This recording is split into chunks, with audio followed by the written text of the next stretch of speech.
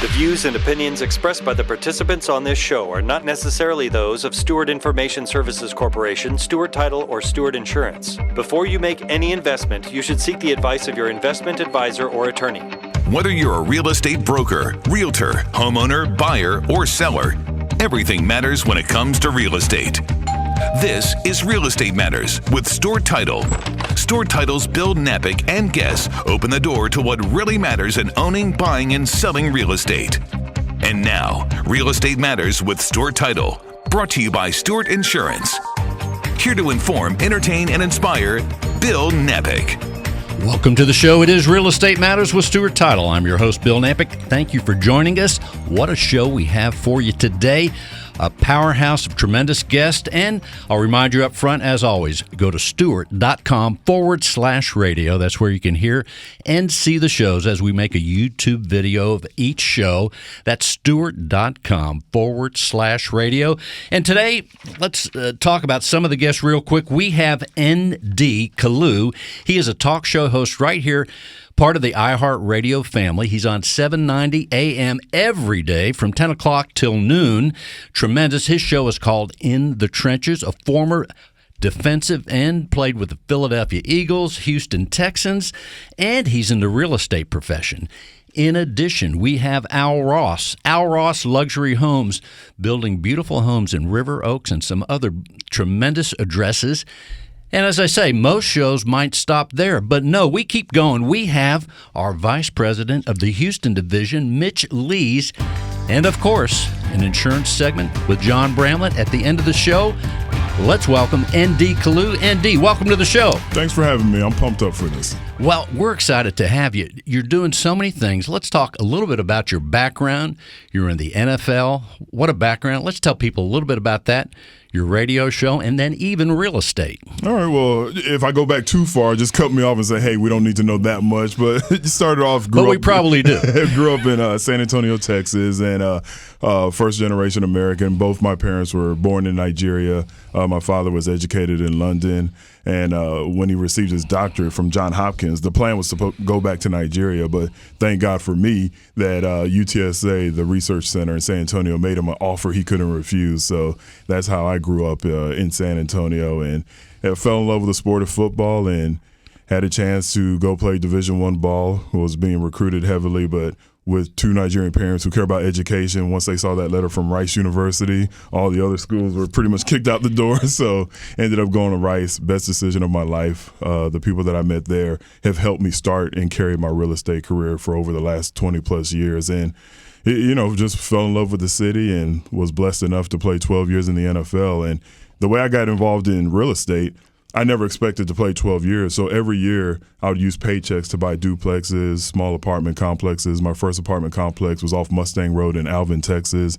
Then we bought in 3rd Ward and just went on and bought as much real estate as possible. And during the off season, went and got my real estate license and sat for my broker's license. And it just kind of morphed into a all-purpose real estate small boutique firm. A super achiever. And it's interesting as we think about any successful individuals, it seems like there's always more than one iron in the fire. That's so important. But give us an idea a little bit about going back to even the football days of the training and the mindset that you had to have before you got into real estate and talk radio, the kind of mindset you've had to have to be able to be successful in a very physical sport, but it's also a big mind thing as well. No, it is. And the mindset, especially with the training, you just push yourself to the limit. We had a trainer, Bebe McClinton, out of San Antonio, and he trained myself and a former teammate of mine. His name is Priest Holmes. So your listeners that are really into football, they'll know him. He was one of the best running backs in the history of Kansas City Chiefs. And the guy would push us to the point where somebody, and it wasn't just myself and Priest, it was other San Antonio area guys who played D1 ball trying to make it to the pros. And he would push us to the point where, and I don't want to get too graphic, but when you would throw up, we would all cheer because that means you really got put. You real really push yourself. A real milestone. Exactly. There, right? Like now that I think back, now that I'm in my 40s, I was like, what type of animals were we? But we would all just cheer.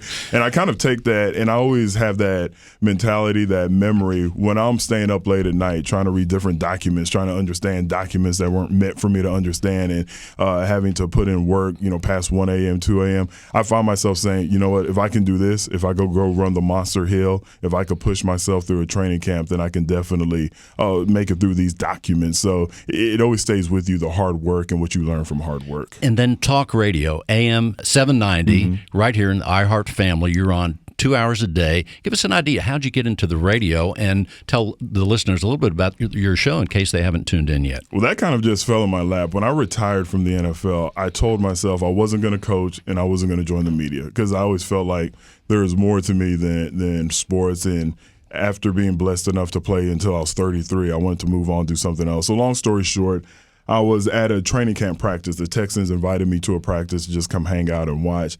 And I was speaking with the sports director for 610. You know, they're the enemy now, but 610. And he was just asking me about football, and we were talking. He asked me if I've ever thought about going into radio. And I said, no, it's not really my thing. Then he said, hey, just do me a favor, and I'll utilize your company for the house that I'm going to buy. Just come on as a guest. So I came on as a guest, caught the bug, loved interacting with all the different sports fans in Houston. Then he purchased his home through my company. You know, he was a man of his word. Then he asked if I wanted to be a constant guest. So I was on once a week, then twice a week. Then it just kind sounds of like you're catching the bug at this point. And right here with Sports Talk 790, and shout out to Brian Erickson, it's the perfect situation. It starts at 10, so I get a couple of hours of emails and returning phone calls in the morning. It ends at 12. I'm literally in my car at 12:05, in my office at 12:30. So it's been awesome. I get the best of both worlds. But for your listeners that are into football, it's a football-centric show, Monday through Friday, 10 to 12. And all we do is just talk football. And it's a great time, yeah. Yeah, we have fun. In the trenches. Now, real estate, your company is called Title, Tidal. Let's tell people about the different avenues and the way you help people in the real estate world. Oh, so many different ways. We're a brokerage, so, you know, like I said, I received my brokerage license about 20 years. God, I'm getting old. About 20 years ago because I was still so young. I was still playing for the Eagles at the time, and I got it during the off season. And the way it started, you know, I was able to acquire 64 homes, and I bought 2 apartment complexes. And I just didn't like the property management service I was getting. It was to the point where I don't know if they knew I was in a different state so they could take advantage. But when I really started looking at the P&L and started looking at the expenses, and they're spending $200 to change the locks, you know, there's just these amounts in the service I felt like wasn't right. So that's why I started managing my own properties. And then from there, when we upgraded the property off Mustang Road in Alvin, Texas, a neighboring apartment complex was like, hey, who are y'all using? Oh, we're using ourselves. So then he hired us, and it kind of just grew into word of mouth. And now we have over 80 clients, and we manage over 270 doors of their properties. So and that's residential? That's all residential. I don't do I actually have 2 medical buildings, and it's because one of our residential clients were just like, hey, you know, go ahead and manage these properties. And I told them we've never done that before, but 3 years later we're figuring it out. So it kind of just grew, and this will be the first year that we actually start marketing because we've hired more people and we're trying to take it to that next level. And when we say residential, are these single-family homes and apartment complexes, a mixture of both? A mixture of both. So we manage about 200 single-family homes, and Wow. we manage 2 larger apartments. Anything for us, 100 doors or more is larger, and we have about 8 50 units and below. Then the duplexes and fourplexes, we don't call those apartments, just in our portfolio, and we have about 20 of those. But it's all residential living except for the 2 medical buildings. So certainly for people listening that may want to, so many people are buying real estate as investors now, and they're like, oh, I want to get in the rental business.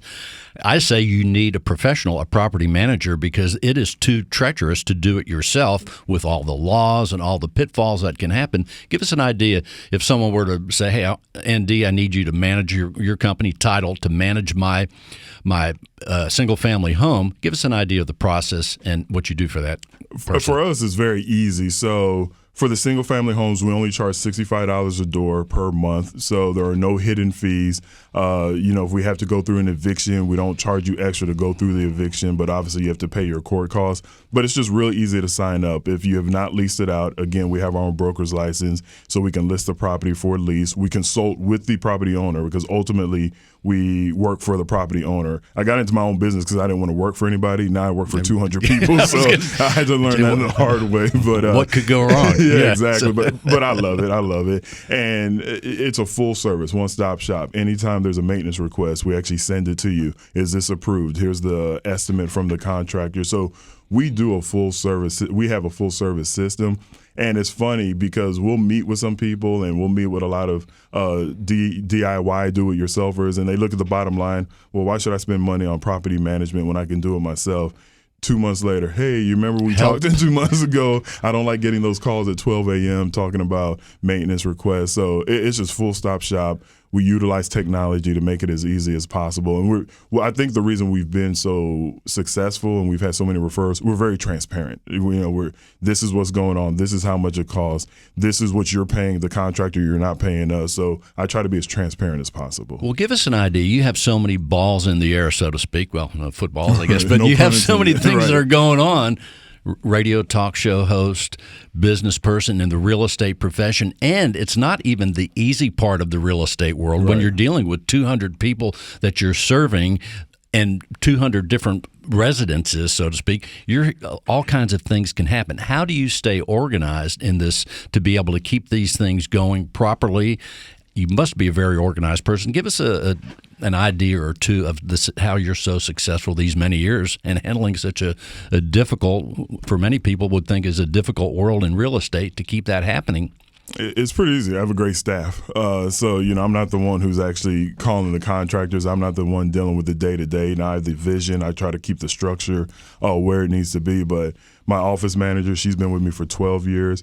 My lead property manager, she's been with me 4 years now. We just hired 2 more property managers because we're expanding. So just a great staff with a lot of experience. And then we have a board. We have a real estate lawyer, Gransberry Law, on our board. So anytime there's a question that I can't answer, I'll throw her away and she'll be able to make sure we're doing things the right way. So I just definitely have to make sure I give the credit to the staff because they're the ones, when that call comes at 12 a.m. in the morning, they're getting on the phone with the contractor or the tenant to make sure that the emergency, is taken care of. But if it wasn't for the staff, I just couldn't do it. We're talking with N.D. Kalu. His radio show's called In the Trenches. Give us an idea. If someone's thinking about buying property right now, knowing what you know in the real estate world and all the properties that you've purchased and even sold, give us an idea. What would you tell people right now that are considering buying any kind of real estate, and maybe it's their first time, or even as far as leasing their property? What are some of the things you've learned? For buying, I would say don't jump into it. There are a lot of investors, new investors who have not had a chance to purchase their first property, and they just want to get in. And it was a seller's market. I think it's cooling off now. We had a couple of clients that put 4 properties. This was about 3 months. About 2 months ago. 4 properties they wanted us to sell for them. We listed it. And the next day we had like 4 or 5 offers. It was definitely, I know it's cooling off just a little. So for the people buying, I would say. It's taking 2 days now, 3 days instead maybe. of, exactly. So for the people buying, I would say don't just buy for the sake of buying because you want to jump into being a real estate investor. Really make sure it makes sense with the comps. We can present people with different comparables and just be patient. If you're going to be in this for a long time, you don't have to buy something in the next month just so you can say I'm a real estate investor. But count the numbers. And this is something I had to learn. You really have to pay attention to the numbers because there were times that I really wanted a property for whatever reason. Maybe it reminded me of something back home, or I felt like this is a nice property, and I ignored the numbers, and those were mistakes that I made a long time ago. So I would really say pay attention to the numbers. As far as being in the professional sports world, a few years ago, what were some of the things that you've learned as far as, again, the mindset that you're using here today, 10, 15, 20 years later? What are some of the things you've learned back then that you're using every day in business? How to compete. Because there's so much competition, 4th largest city, right?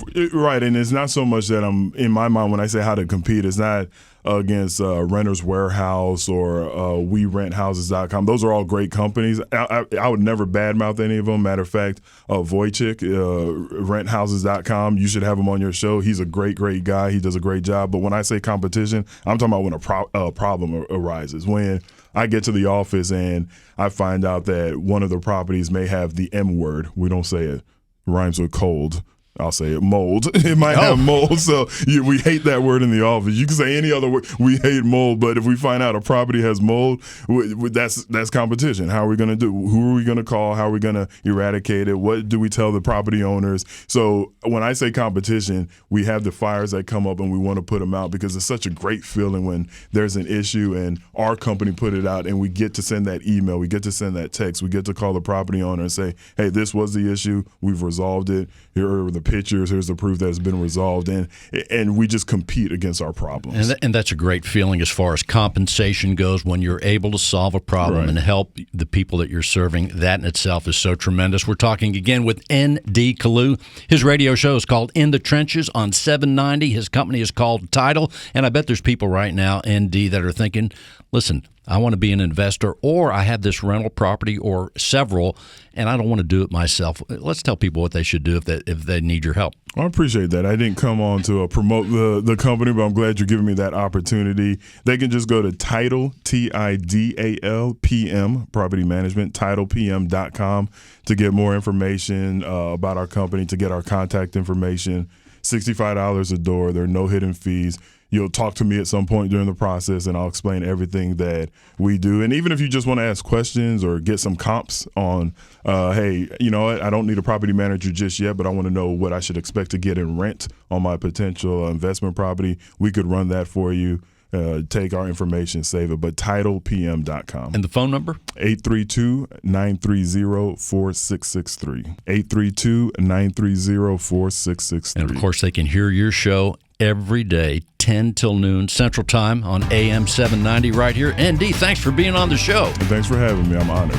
If you're a real estate professional, then listen closely. Cyber criminals are targeting our industry. They are impersonating real estate professionals, homebuyers, sellers, and title agents. Their goal is to gain access to your inboxes, computers, and clients so they can steal information and funds. Does your business insurance offset these risks? Not sure? Contact Stewart Insurance to determine if your business is properly insured. Visit stewartinsurance.com or call 866-798-2827.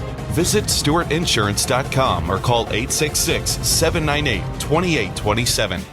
Let's welcome Al Ross. Al is with Al Ross Luxury Homes. He's the founder of the company, a visionary, and so much more. Al, welcome to the show. Thank you. Thanks for having me. Well, Al, it's been a while since you came on one of the first shows here at KPRC, and you're always looking at things. You're here in Houston, a luxury brand, but you're always looking at businesses and things like that. But first of all, let's tell people about Al Ross Luxury Homes in case they're listening from afar or they don't know about it. Well, we're a company located here in Houston. We were founded back in 2012. Our main goal when we started the operation was to build amazing luxury, one-of-a-kind, what we call the custom spec homes that someone can come in without, purchase a home from us that is a custom made, so they don't have to go through the whole process of building a home from scratch.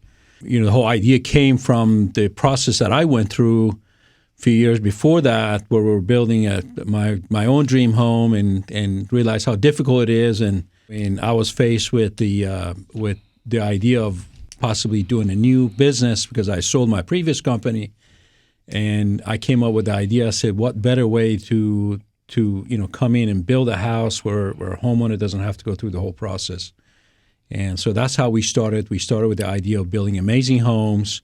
And to this date, we have built 17 homes right here in Houston. And currently today, the demand is so high for our services. For a long time, we were staying away from doing actual custom homes for actual end users. But the last few years, we've had so many requests that we've actually caved in a few years ago and started building custom homes as well. And currently, we have 7 projects that we're working on in River Oaks, Bunker Hill, and Piney Point and close in Memorial area. And I want to go back to the word amazing because I've been in quite a few of your homes just visiting, by the way. I'd like to live in one someday. However, I've been to the homes. They are amazing. Each one's different, and it's fascinating as far as that people get to live in such beautiful, they're not just homes, they're works of art, actually. Right.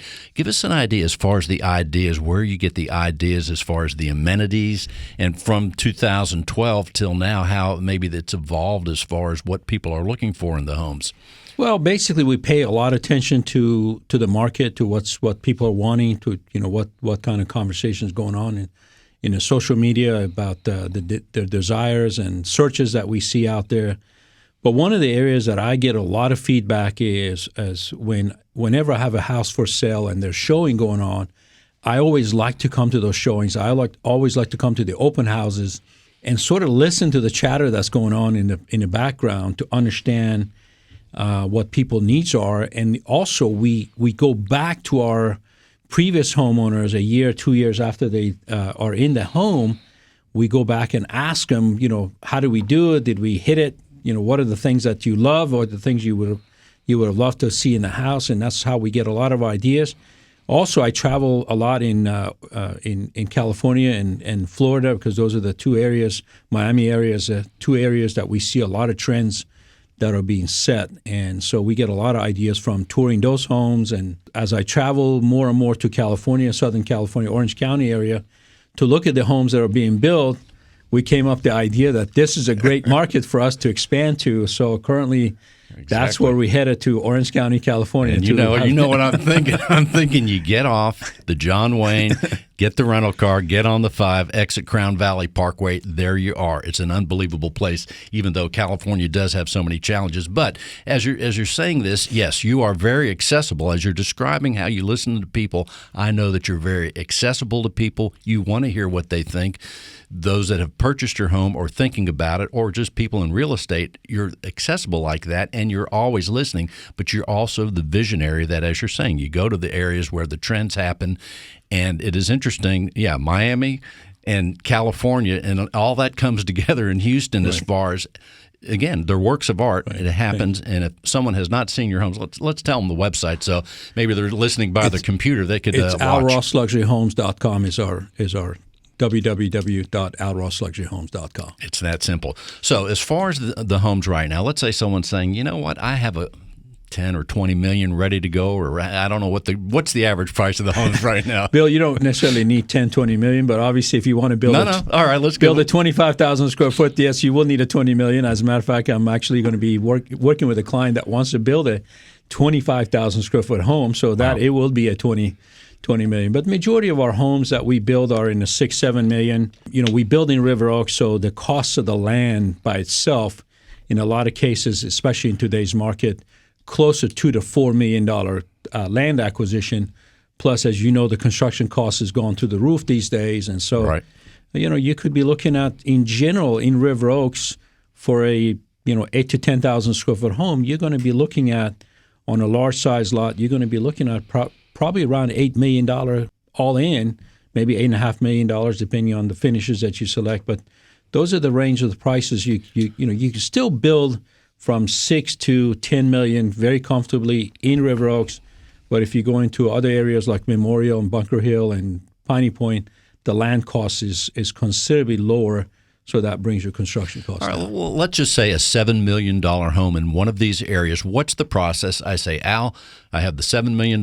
Here you go. How long does it take? And give us an idea of the process. Here's one of the things that we recommend to all of our potential clients is the moment you think about wanting to build a home in these range as far as River Oaks, Memorial, we always recommend, whether it's us or not, always recommend is to meet with a builder. That should be your first person that you talk to. It should be a builder that, especially if a builder that is experienced, that knows what they're doing, knows the area that you're wanting to purchase, and bring them along the process. Let them give you feedback about the property that you're looking at.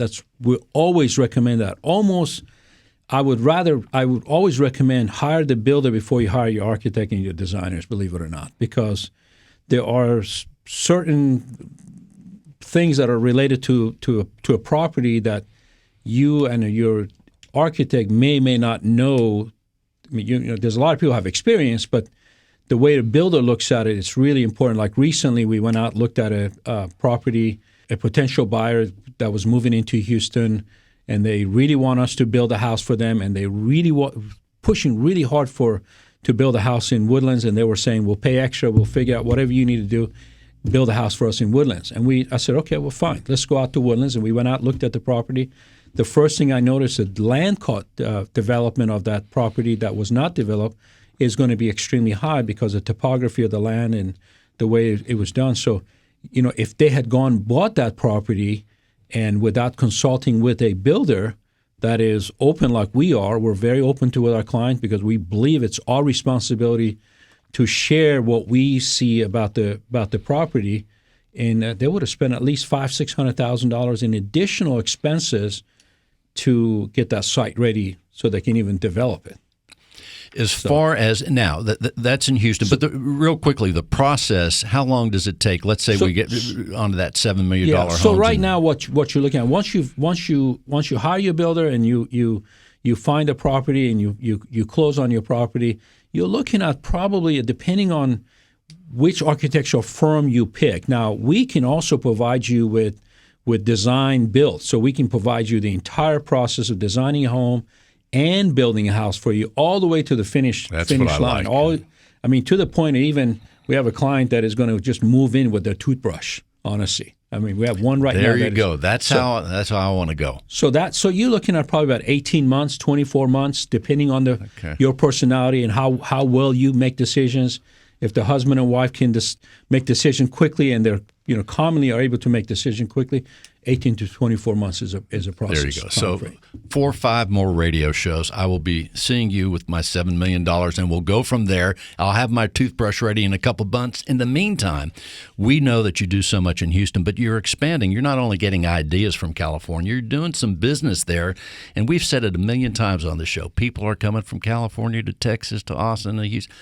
We say that all the time. But while they are arriving here daily, you're also doing some work on going the other way, like in Orange County, right? Yeah, Bill, believe it or not, we're seeing a movement, where Orange County, Southern California, it's sort of becoming the next Aspen for the Houstonian. As you know, there's a lot of Houstonians have properties in Aspen, like to spend a lot of time in that nice weather.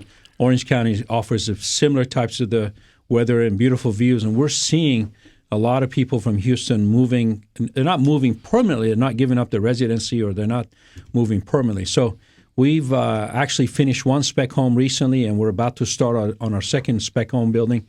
And so I think where we're going to do a lot of concentration in Orange County is in that division is going to focus on building custom specs in the price point in Orange County would be give us an idea. You're looking at probably anywhere from starting of, depending on the location and size of the property, minimum of probably in a $7-8 million and up is the prices. We're probably closer, depending on how close you are to the water, the closer you are and what kind of views you have, because it's all about the views out there. And if you have a beautiful view of the ocean and close to the ocean, you're probably looking at $10 million.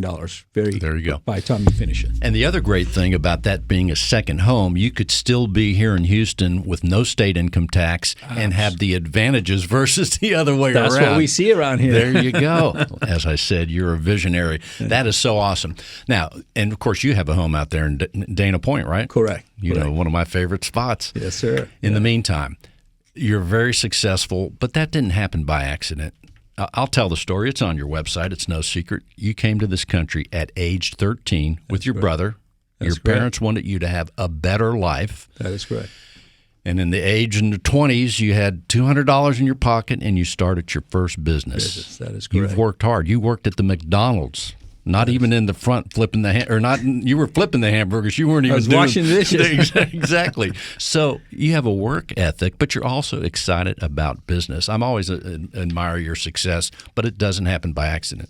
Bill, it's interesting. This coming Friday, September 17, is going to be 45 years ago since I came to this country when I was just barely 13 years old. And, this is a land of opportunity. This is a great country to be in. And I've been very fortunate to have some really great people around me that help me and coach me and mentor with me. But it's all about focus and dedication, and you got to be passionate about what you do. And I'm a firm believer that it doesn't matter what you want to accomplish, as long as you love it, you're passionate about it, you're dedicated, focused. There's no doubt in my mind you'll be very successful. And that's really the basic game plan that I've had from day one. Just really do what you just love doing. And right now I absolutely love building homes. I mean, I don't say like, I say love, because that's such a passionate word, and I think it's important that you got to love what you do and to be able to be at the best of it.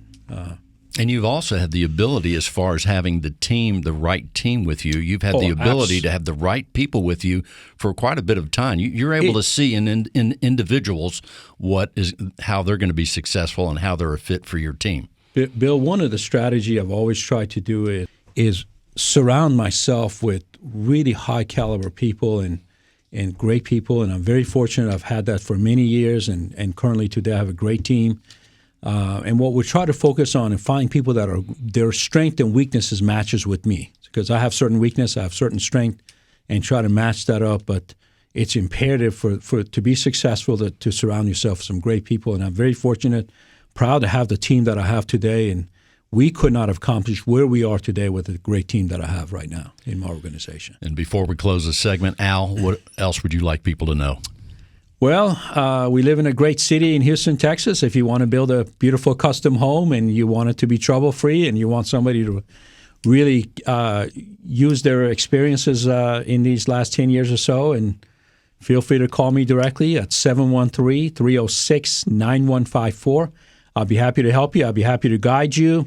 Even if you would prefer to use somebody else, I still would be very happy to help you and give you some guidance in the process of custom home building. The phone number again is? 713-306-9154. And by the way, how are the dogs? They're doing great. I remember that picture that you were in the California home with the dogs. They liked it too. Oh, yeah. They love it. They love going out there. There you go. Ladies and gentlemen, Al Ross Luxury Homes, and that's alrossluxuryhomes.com. That is correct. Thanks for being on the show. Thanks, Bill. Let's welcome Mitch Lees. He's our vice president right here in the mighty Houston division. Mitch, welcome to the show. Thank you so much, Bill. It's a pleasure to be here. Well, we're glad to finally have you here. And of course, I say all the time, as we have business development officers on the show and those special segments, the interesting thing about it is you lead the team of business development officers right here, fourth largest city.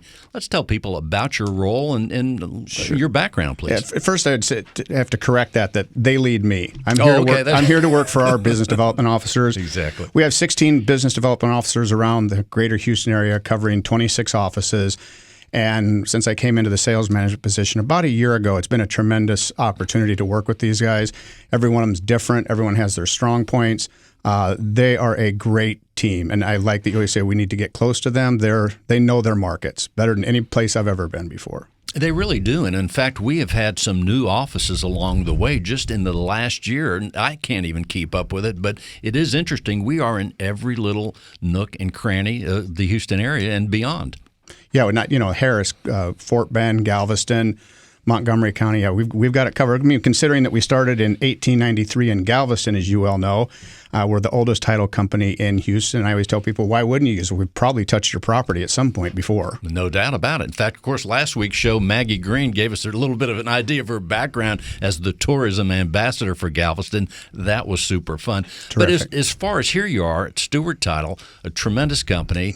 I'm honored to be part of the team. But how did you give us an idea how you got here? Because I think that's probably a pretty good story. It's a bit of a story, Bill. In 95, 96, I moved to Houston. I didn't know a person in this town, which is just ironic. It's the fourth largest town, right? I didn't know anybody, but I had a marketing program that was designed for real estate. I picked it up and got a partner out of Florida, and I moved here from Florida. And I was promoting it to the different real estate companies, and out of sheer luck, I ran into another title company that wanted to promote it on my behalf. It grew from there. We ended up putting it in San Antonio, Austin, Dallas, and here in Houston. It was going very well. And it caught this other title company's eye, and they bought the company from me and my partner for about just enough money to pay for a wedding. Then they moved me to Austin, and I was up there for 6 years working for the other title company. But I was traveling. I flew 50 out of 52 weeks the first year we were married up there. I hit every state, and we were going very strong with my product. And then this little thing called the internet came along and kind of ruined my product, made it pretty much obsolete. So they moved me back to Houston and put me more on the title side. I worked for mortgage services in this title company. I then was the state manager of a lender division and did some other things. And then one fateful day, our fearless leader, Larry G. Warren Jr., called me and had me come into his office and talked me into joining the Stewart Title team. It was the best move I've ever made in my career.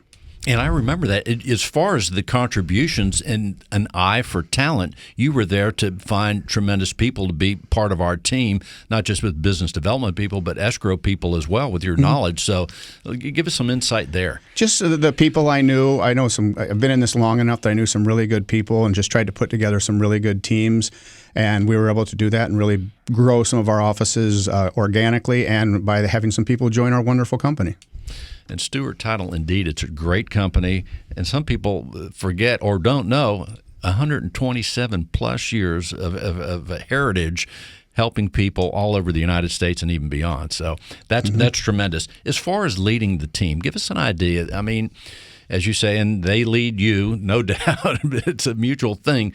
But we have people, as you said, that are different talents, abilities, everyone's different, and they blend into their area. As far as people, let's say there's real estate professionals listening and even people buying and selling homes, let's tell people some of the things that are inherent in what are the integrity of our people and why they should do business with Stewart Title or think about us. Sure, and as diverse as our business development officers are, there's still one focus, Bill, and you know that. That is to create personal relationships and help them benefit their business. And I pride our people on that they are very good at sitting down, listening to people. What are their goals? Where do they want to be? How do they want to get there? And then we identify the tools we have within our company, and we assist those people. We want to be your business partner, and we want to help you grow your business. As you've heard me say a lot, we like to hunt with a rifle, not with a shotgun. So we focus in on key people and what can we do to be your business partner and help you grow. That's right. In fact, I made the mistake when talking to Larry G. Warren Jr. I said, Larry, and I'm bragging about our team. I said, Larry, we have the A team. He says, no, we have the A+ team. I said, well, pardon me. Of course he did. You're exactly right, Larry. So that is tremendous. But it's also, these people are resources. I say it all the time. The business development people, they're not just good to know or to be in an event, but they're resources in terms of education, continuing education, having certain events, and being embedded in their community in a very unique way, I think, in our industry. As far as the new offices, we've had several new offices just in the last year. Give us a word on one or two of those new offices. Well, we built a new office on Kirby Grove. Juliana Barefoot is our BDO over there. It is a tremendous office. It's probably one of the nicest offices I've ever walked into. It has a beautiful view. It's a tremendous office. We've built another office down in Sugar Land. It's a beautiful office. We've had somebody that's been out there redesigning every one of our offices, and I think that's the key. Even if it's one of our older offices, we have spent a lot of time and money over the last 2 years giving them a fresh coat of paint, new furniture, and our offices, I will put them up against anybody else's offices out there. And there's someone's name comes to mind when you talk about having that magic touch, whether it's an existing office or a brand new one, and her name is? Her name is Kim McCall, and she is very good at what she does. Very good. She's a regular listener to the show. We're excited about that. Right. As far as acquisitions and new things going on, as far as the company level, Stewart has been acquiring companies and expanding with new initiatives. Give us an idea of some of the things that have been going on. Yeah, it's very exciting. That's what I'm really looking forward to seeing where we go. Fred Eppinger became the CEO 2.5 years ago, and it was like when he lit the fires. We have acquired so many companies. I can guarantee you we've been the most aggressive title insurance company in the United States. We bought ET Investments, which is Arizona, Colorado, and Nevada, for $100 million. We bought Prima Title in New Mexico, a big commercial Thomas Title. We bought another title company called Title First out of Ohio, which gives us access to 34 states. And just recently, we bought a company, Informative Research, for the bargain of $192 million. And there's a whole bunch of others. I mean, I see press releases every day of our growth, and I think that's where Fred is going, and I'm very excited to be a part of that. It's time to take this company to a whole new level. There's no doubt about it. And one of the things that people may not know, but we'll tell them or remind them again, is that we are traded on the New York Stock Exchange. The symbol is STC. And as Mitch, as you're telling us of those acquisitions, I have that on my phone, and I look at STC, I watch the progress, but also they give you the reports on your iPhone or whatever kind of phone you have of some of these acquisitions. Yeah. So I'm watching the stock price. I'm like, oh, I didn't know we just bought this or that. Yeah. So we're on the march, no doubt, and we are embedded in the real estate community. And that's not to mention Stewart Insurance, what they do and how they're part of what's happening on this massive level for Stewart Guarantee Company, as we're called.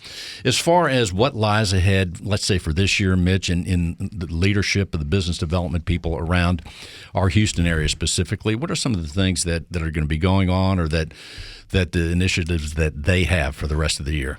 I wish I could give you a clear answer to that, Bill. But, in this environment that we've been in for the last year and a half, I'm so proud of not only the business development officers, but I'm equally proud of our people out there in the offices. I mean, these have been incredibly trying times with everything that's going on. And we've been as crazy busy as we've ever been. We're setting records every month. So hats off to these people. I don't have the answer to how we're going to look. I just know we're going to grow. We're going to continue to grow as a company through acquisitions. And I'm going to continue to work for the business development officers to do what I can do to grow their offices and hopefully take them to another level. We're number one market share. We have been forever, and we're going to hold on to that very strong. The A++ team. I'll have to get one up on Larry there. In the meantime, Mitch, before we close the segment, what else do you want people to know? Well, people should know, as I mentioned, we have 26 offices, and for your next real estate transaction, I know every one of those offices has the A++ team in there of escrow officers, and we would love to see your next deal come through our door. Simply go to Stewart.com. Look for the closest office. Thank you, Mitch Lees, our Vice President of the mighty Houston Division. Thanks, you. Mitch. Thank you, Will. Real Estate Matters with Stewart Title would not be possible without our partner, Stewart Insurance, with a focus in real estate and a special focus on real estate brokers. Stewart Insurance creates insurance plans to address the risk facing our industry today. They invest a significant amount of time helping real estate broker owners offset and manage their risks. Yes, here he is, John Bramlett with Stewart Insurance. John, welcome. Thank you, Bill. Always a pleasure to be with you. Boy, every show is like a gigantic fingerprint. It's all different. It's always exciting. And here we are, and every show we just cap it off with a super insurance segment. This is exciting stuff. We had a great guest with ND and Mitch and Al. So, I'm just glad that we're able to be here with you as well. So, insurance, everybody always wants to know every week. In fact, that may be one of the reasons they tune in to find out what's new in the insurance world. Well, I came across another really interesting white paper through the Insurance Journal, which I mentioned before is one of the great industry publications for my world. And they were doing the white paper, they were providing the readers an update on cybercrime. And I know that we talked several weeks ago about the issues that we were seeing on ransomware, but this was more just kind of in a general view of cybercrime, that the publicity that's out there right now is about ransomware, and rightly so. And that, ransomware is, shown about 75% of the growth of cybercrime. But that doesn't mean that the business email compromise, or sometimes you'll see it referred to as BEC, has gone away. And that's the thing that the white paper was covering, that it not only continues to grow, but the scary thing is it continues to evolve. So this idea of the business email compromise continues to grow and continues to evolve. So the FBI guesstimates that a little over half of all internet crimes comes from business email corruption. So over half of it. They're guessing that business, if you looked at as a business, the business of being a criminal that compromises people's email, that's about a $4.1 billion with a B dollar industry that the FBI is talking about. It's the costliest category that we come across, and the costliest of the crimes that are reported to the FBI's Internet Crime Complaint Center. So it's really scary, and there's several reasons why they continue to see some growth in that area. One, and it's really kind of sad because we're talking about it like it's a business, but in a sense, really is. It's an evil business. It's an evil business, but it's a business. Yeah. It costs less to do a business email compromise scheme than maybe some of the other online fraudster crimes that might come across. And it still remains really highly effective. There was a report in the New York Times, according to the white paper, these fraudsters, a lone fraudster, stole over $100 million from Google and Facebook. So think about it. Two of the top technology companies in the world and one We're loan compromised. We're compromised. What could happen to your real estate brokerage firm, your property management firm, your title, your turn agency? If they can get to Google and they can get to Facebook, Google is the internet. Yeah, Google is it. I would think. And if it's not, it's Facebook. Then they can get to John and Bill Real Estate. I don't know if you saw, it was last week's newspaper. It might have been a Friday or so ago in the Wall Street Journal. They had a cybercrime edition. Did you see that? I did not. I missed okay, that. I'm going to one. bring that to you. I've saved it for you. And you talk about it being a business. Those that are listening that have seen this section in the Wall Street Journal, it gives you a diagram where you see how it's a business. It's where it shows like the head of the business and the tentacles that come out and the role of each, because they've studied this thing. Well, they can't stop it, but still they're studying it and they're making progress to do what they can to reduce the inflictions that they're making. But in the meantime, it was well done, a great article. But yeah, they're ever present and they're ever evolving, and there's a lot of people from the top to the pawns in the game. There's a lot of people that are part of this thing. It's fascinating, but we have to be on guard all the time. And the email, the other thing you mentioned, starting off with the email, why is it that it's the email? I'm guessing, I'm not an expert, but it's because that's the most exposed thing that's out there for all of us as companies.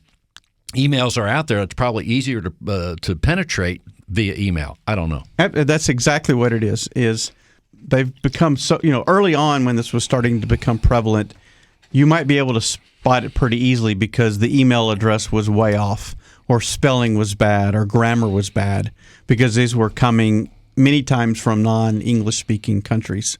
But that's gone away. And what you don't know is how long they've been in your system. And they're waiting and watching and waiting and watching. And then suddenly your CEO goes out of town. They go in and they harbor, they steal, they copy the CEO's email, and they send a note to accounting and said, hey, we've got to send these funds instead of the vendor's normal address. The vendors asked us to send their funds or their payment to this address. Or again, we get in and it's, hey, we're closing. We need to change the directions of the funds. The other area that we're seeing that's happening now is they're going in and compromising HR departments. An email will come from Bill within a company to HR saying, I've changed banks, and here's my new my direct deposit account number. And suddenly they're making Bill's payments to a fraudulent account. We're also hearing stories of they're now using voice recognition. So they've gone from phishing, which is a general broad-based approach, to, we've talked about before, the spear phishing, which they've targeted specific companies and specific individuals. Within that spear phishing elements, they've got somewhere they're impersonating somebody's voice. So you might have a voice attached to an email or a message saying, we need to transfer funds here, or we need to send this information here, and now suddenly your personal individual information has been compromised. They're staying a step ahead. They're being creative, and they're working. In the case of a closing, they're preying upon people that may not do a real estate transaction every 7 years or every so often. They're doing this every day in massive quantities a day, so it's scary. Well, it is, and it's not just the folks that aren't familiar with these transactions that are getting taken advantage of. It's the folks that are doing the transactions every day are taking the advantage of that. They've become so sophisticated in these messaging and so sophisticated in the quality of the email. They recognize that we're all working really hard and really fast. And the email looks like it's from Bill Knapik. The way it's worded is Bill's how Bill talks. The signature line looks like Bill. And so it could either be one that they've just tweaked a little bit, or it could be one where they've stolen access to your email. But suddenly, so that's Bill Knapik. I'm not going to double check. I'm going to send out the funds, or I'm going to send the change of address, or I'm going to send the data that they requested, and now you're compromised. Well, when people hear about any kind of a problem, but what can I do about it? What are some of the things that we should do? We should be, number one, I'll submit, we should be vigilant. We should double check. We should, when we get an email, if it's from someone that we know them, if we know them, we want to call them personally and talk to them. So there are some of those things we could do, but what are some of the other things you're thinking about, John, we should be thinking about? Well, I think what the first thing you said is the most important. verify, but verify off of an original document. Verify off the original website address that you have, not a website address on the email or a phone number on the email. I'll give a personal example. I've been receiving a bunch of emails recently from an internet protection company that is letting me know that my internet security that I'm subscribed to has been paid for or is due. Well, I don't subscribe to this company.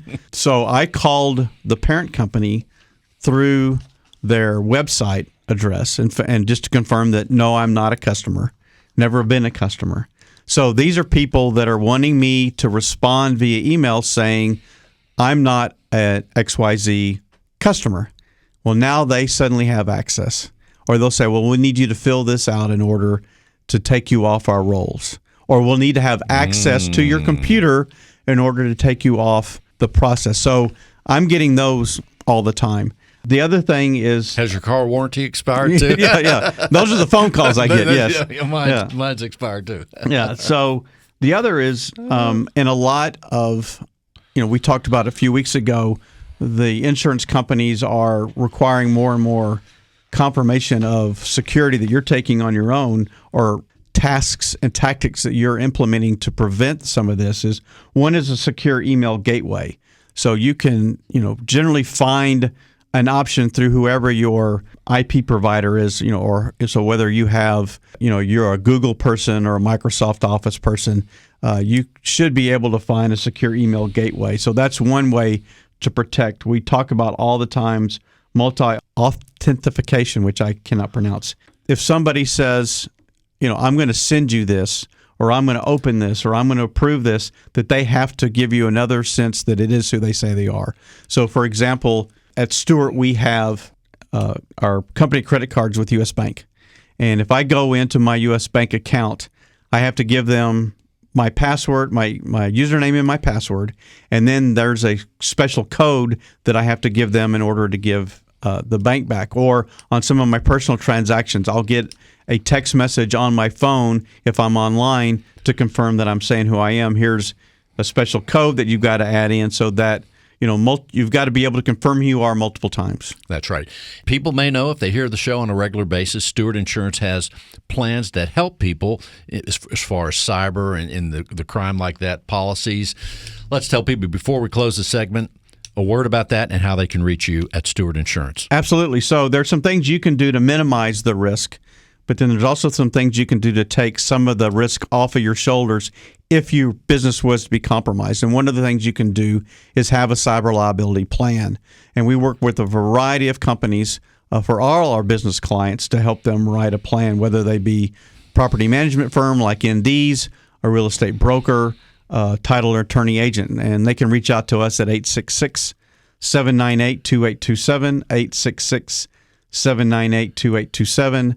They can learn more at stewartinsurance.com or email us at stewartinsurance@stewart.com. If they're in California, they can call 866-798-2827. And thank you so much, John Bramlett with Stewart Insurance. And thank you all for listening to Real Estate Matters with Stewart Title. I am Bill Knapik, your host, together with John Bramlett, the whole team at Stewart Insurance and Stewart Title.